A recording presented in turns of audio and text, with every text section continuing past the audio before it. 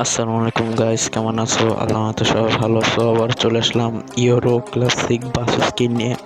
এই বাস স্কিনটি কীরকম হয়েছে অবশ্যই কমেন্ট বক্সে বলে যাবা।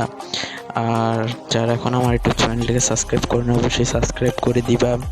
যারা মনের মতন স্কিন বানাতে চাও তারা আমার ডিসক্রিপশন বক্সে ফেসবুক গ্রুপের লিঙ্ক দেওয়া আছে, ওখান থেকে আমাকে ইনবক্স করো, তাহলে মন মতন স্কিন বানিয়ে দিতে পারবো তোমাদের।